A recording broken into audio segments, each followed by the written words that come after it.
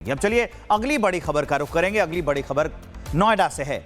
नोएडा में युवराज की मौत मामले में एसआईटी की जांच पूरी हो गई है। एसआईटी की टीम आज शासन को रिपोर्ट सौंपी। विस्तृत रिपोर्ट है। एसआईटी ने प्राधिकरण समेत 3 विभागों से पूछताछ की है। कमिश्नर लक्ष्मी सिंह, डीएम मेधा रूपम से पूछताछ हुई। एनडीआरएफ, एसडीआरएफ अथॉरिटी के अधिकारियों से पूछताछ हुई। गवाह मुनिंदर से, उसके पिता से, भाई के भी बयान दर्ज कर लिए गए हैं। एसआईटी ने 100 से ज्यादा लोगों के बयान दर्ज किए हैं। नोएडा प्राधिकरण ने अपनी 150 पन्नों की रिपोर्ट दी है।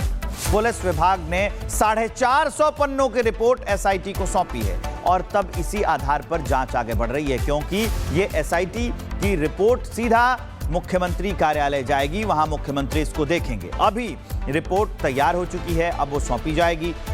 सवाल जवाब किए गए, जो चश्मदीद था उससे पूछा गया, जो लोग वहां जमा थे उससे बातचीत की गई, जो वीडियोस आ रहे थे उसको एनालाइज किया गया और वहां पर जो पूरा पुलिस महकमा था, एनडीआरएफ की टीम थी, एसडीआरएफ की टीम थी, सबसे ये पूछा गया कि भाई आप वहां क्या कर रहे थे। जब एक दूसरा वीडियो वायरल हो रहा है जिसमें ये बताया जा रहा है, एक शख्स कह रहा है कि 11:45 पर कॉल आई थी और अभी ये लोग निकाल नहीं पा रहे हैं। तो ऐसे ऐसे जितने सबूत मिले हैं सबको एसआईटी की टीम ने इकट्ठा किया, उनसे पूछताछ की और जो लोग भी इस केस से जुड़े हुए थे, जिनकी जिम्मेदारी बनती है, जैसे कि यहाँ के डीएम की, उससे भी पूछताछ की गई और जो बाकी दूसरे विभाग के पुलिस अधिकारी थे, जिस थाने के पुलिस जो सब इंस्पेक्टर थे, उन लोगों से भी पूछताछ की गई है। नोएडा में युवराज मेहता की मौत हादसा नहीं है, बल्कि सिस्टम के फेल्योर ने उसको मार दिया। एसआईटी की जांच में पुलिस और नोएडा प्राधिकरण की रिपोर्ट में सारे फैक्ट निकलकर सामने आ रहे हैं। एसआईटी रिपोर्ट का एनालिसिस करने के बाद इसे शासन को सौंप दिया जाएगा। एसआईटी ने पुलिस विभाग से कई अहम सवाल पूछे हैं। पुलिस ने एसआईटी टीम को कॉल लॉग्स भी शेयर किए हैं कि कब फोन आया था, कब उसने फोन किया, कब इन लोगों ने फोन किया, ये सारी चीजें। युवराज का फोन ऑन होने की जानकारी भी दी गई है कि जब वो लड़का फंसा हुआ था नाले में, तो उस वक्त उस गड्ढे में जब फंसा हुआ था तो फोन ऑन था, लोकेशन भी साफ पता की जा सकती थी। 11:45 से लेकर 12:25 तक फोन ऑन था। सोचिए कितना लंबा वक्त है। 11:45 से लेकर और 12:25 तक फोन ऑन था। वो मदद मांग रहा था, जहां तहां फोन लगा रहा था। पुलिस वालों को तो किया है उसने। पुलिस ने नोएडा अथॉरिटी को जिम्मेदार ठहराया है, साफ साफ। एसआईटी को युवराज की पार्टी की भी जानकारी दी गई है। एसआईटी ने 100 से ज्यादा लोगों के बयान इसमें दर्ज किए हैं। नोएडा अथॉरिटी, डायल 112 के बयान दर्ज किए गए हैं, दमकल विभाग के बयान दर्ज किए गए हैं, एसडीआरएफ की टीम के बयान दर्ज किए गए हैं और एनडीआरएफ के भी बयान दर्ज किए गए हैं। एसआईटी का सवाल रहा कि रेस्क्यू में 2 घंटे की देरी क्यों हो गई, जो सवाल पूछना बेहद लाजमी था। इसका जवाब अधिकारियों को देते नहीं बना कि भाई आप 2 घंटे से क्या कर रहे थे। अगर उसने फोन किया तो आप तुरंत जाकर क्यों नहीं पहुंचे राहत पहुंचाने के लिए, रेस्क्यू करने के लिए, और अगर आप वहां पहुंच गए थे तो खड़ा होकर क्या तमाशा देख रहे थे। यह सवाल तो बनता है, आपको बचाना चाहिए था। एक बड़ी अपडेट आ गई, बड़ी खबर आ गई, ब्रेकिंग न्यूज इससे जुड़ी हुई। एसआईटी ने नोएडा प्राधिकरण से कई सवाल पूछे हैं। 2 घंटे तक पानी में क्यों नहीं निकाला गया उस शख्स को पानी से। सूत्रों के हवाले से खबर हम आपको बता रहे हैं। युवराज के हादसे के बाद प्राधिकरण ने क्या किया, यह भी खबर है, यह भी सवाल पूछे गए हैं। 31 दिसंबर को ट्रक हादसे के बाद क्या किया गया, यह भी डिटेल जानकारी ली है एसआईटी ने। हादसे की जगह पर सुरक्षा के क्या इंतजाम थे, बिल्डर पर नियमों के उल्लंघन में क्या कार्रवाई की गई, सेक्टर 150 से पहले कितनी शिकायतें प्राप्त हुई हैं। जो पूरा इलाका है, जिसमें जो वो लोग कह रहे हैं, जो रिहायशी इलाकों में रहने वाले लोग हैं, वो कह रहे हैं कि भाई ये जो पूरा इलाका है, इससे कितनी शिकायतें मिली है और क्या क्या आपने निपटारा किया, ये सारे सवाल पूछे गए। शिकायतों पर नोएडा प्राधिकरण ने क्या किया, ये भी पूछा गया है। अनाया हमारी सहयोगी जुड़ गई हैं ग्राउंड जीरो से, हम आपको सीधा उनके पास ले चलते हैं। अनाया, अब रिपोर्ट तैयार है, रिपोर्ट में क्या क्या कहा गया है और क्या सवाल पूछे गए हैं, जरा विस्तार से बताइए।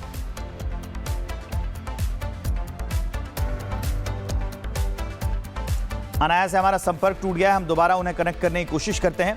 फिर से मैं आपको ये सारी अपडेट्स बता देता हूं। सवाल यह है कि जब 2 घंटे तक वो मदद मांगता रहा युवराज मेहता, तो उस तक मदद क्यों नहीं पहुंची। आप सोचिए कितनी तड़प के साथ उस ठंडे पानी में वो, और कितनी बेताबी के साथ पुलिस से, प्रशासन से, लोगों से, वहां खड़े लोगों से, अधिकारियों से वो मदद मांग रहा होगा। नोएडा में जहां सिस्टम की लापरवाही की वजह से युवक युवराज की जान चली गई, तो सवाल यह है कि उसका गुनहगार कौन है, ये आज तक पता नहीं चल पाया है। एसआईटी की रिपोर्ट तो तैयार हो गई है, जो मैं आपको खबर बता रहा हूं लगातार। आरोप प्रत्यारोप का सिलसिला भी इसी में चल रहा है, लेकिन इसी बीच एसआईटी ने कई लोगों के बयान भी दर्ज कर लिए हैं। एक एक एंगल पर गौर किया जा रहा है ताकि यह पता लगाया जा सके कि आखिर गलती किसकी थी। उस पर देखिए एक रिपोर्ट।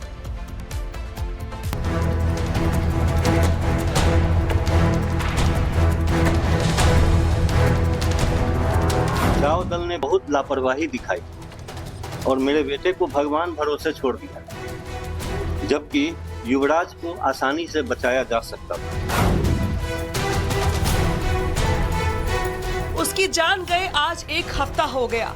युवराज की कार को तो उस गड्ढे से निकाल लिया गया, लेकिन उसकी जान का गुनहगार कौन है, ये सवाल शायद आज तक उसी गड्ढे में समाया हुआ है। इस मामले की जांच के लिए एसआईटी बनाई गई, जो लगातार लोगों से पूछताछ कर रही है। एसआईटी इस मामले में जांच के लिए नोएडा अथॉरिटी के दफ्तर पहुंची, अधिकारियों से सवाल जवाब किए। सूत्रों से मिली जानकारी के मुताबिक एसआईटी ने इस मामले में 100 से ज्यादा लोगों के बयान दर्ज किए। नोएडा अथॉरिटी, दमकल विभाग, रेस्क्यू टीम, डायल 112 समेत एनडीआरएफ, एसडीआरएफ के बयान भी दर्ज किए गए। इस दौरान एसआईटी ने पुलिस विभाग से भी कई अहम सवाल पूछे।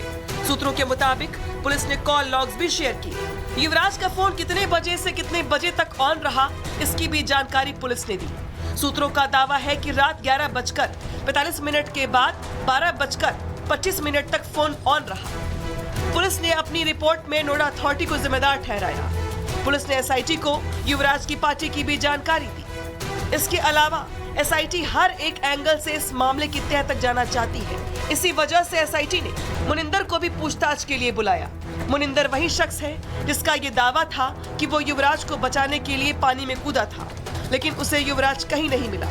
मुनिंदर ने एसआईटी की पूछताछ के लिए जाते वक्त ये दावा किया कि वो अपनी तरफ से सारी बात एसआईटी के अधिकारियों के सामने रखेगा।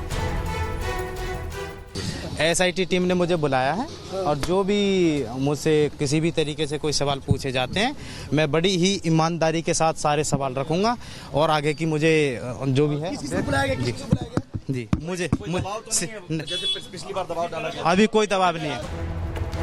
इसी बीच युवराज के घर उसकी आत्मा की शांति के लिए एक शोक सभा भी रखी गई, जहां सांसद महेश शर्मा भी पहुंचे। इस शोक सभा के बाद युवराज के पिता राजकुमार मेहता बेहद भावुक नजर आए। उन्होंने प्रशासन से मांग की कि इस मामले में सख्त कदम उठाए जाएं। हम युवराज को तो कभी भी न्याय नहीं दिला सकते, क्योंकि वह अब कभी वापस नहीं आएगा, लेकिन यह जरूर चाहते हैं कि इस पूरे घटनाक्रम में हुई लापरवाही के लिए जिम्मेदार लोगों पर कठोर से कठोर कार्रवाई की जाए और ये सुनिश्चित किया जाए कि भविष्य में कोई दूसरा युवराज इस प्रकार की त्रासदी न झेले। मैं भाई मुनिंद्र को भी धन्यवाद देता हूं कि उन्होंने किसी की परवाह न करते हुए नाले में छलांग लगाई और मेरे बेटे को ढूंढने और बचाने का प्रयास किया। और वहीं इस मामले में अब सियासत भी नहीं थम रही। अखिलेश यादव ने एक बार फिर इस मामले में लापरवाही बरतने के आरोप लगाते हुए योगी सरकार से तीखे सवाल किए हैं। जब पुलिस को देखिए, सिस्टम नहीं, जो पहले पहुंचे उनकी जिम्मेदारी थी, कोई भी होता, चाहे फायर ब्रिगेड, पुलिस, जो भी पहुंचा। जब आप डायल 100 को बर्बाद कर दोगे, डायल 100 का काम था कि 5 मिनट के अंदर पहुंचेंगे आप। ये जान इसलिए गई है क्योंकि मुख्यमंत्री जी ने डायल 100 को बर्बाद कर दिया। डायल 100 को करप्शन पे चढ़ा दिया इन्होंने। कोई भी व्यक्ति, अगर याद हो आपको, लखनऊ की जब पहली खबर आई थी, किसी घर में कोई चोर या बदमाश घुस गए थे, 3 मिनट में पुलिस पहुंच गई थी या 4 मिनट में पुलिस पहुंची थी। अखिलेश के इन दावों को इसलिए भी हवा मिली क्योंकि नोएडा के उस हादसे के बाद के कुछ नए वीडियो भी सामने आए।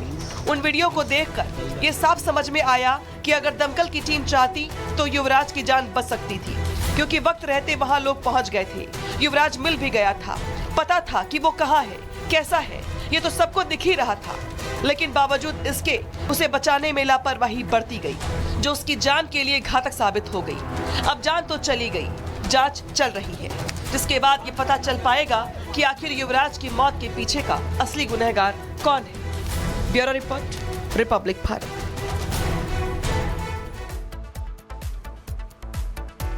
ये बड़ा सवाल है और पूरे सिस्टम पर सवाल है कि आखिरकार युवराज मेहता जब मदद के लिए गुहार लगा रहा था, मदद के लिए फोन कर रहा था, टीम भी वहां पहुंच गई थी, तो उसे क्यों नहीं बचाया जा सका? क्या संसाधनों की कमी थी? अगर संसाधनों की कमी थी तो नोएडा अथॉरिटी के अधिकारी क्या कर रहे थे? नोएडा अथॉरिटी के लोग वहां क्या कर रहे थे जिनकी यह जिम्मेदारी बनती है? वहां पुलिस के अधिकारी मौजूद थे, वहां पर एनडीआरएफ की टीम मौजूद थी, वहां पर एसडीआरएफ की टीम मौजूद थी। ये सारे लोग मिलकर क्या मौत का तमाशा देखने गए थे या उस युवक युवराज मेहता की जान बचाने गए थे? ये बड़ा सवाल है।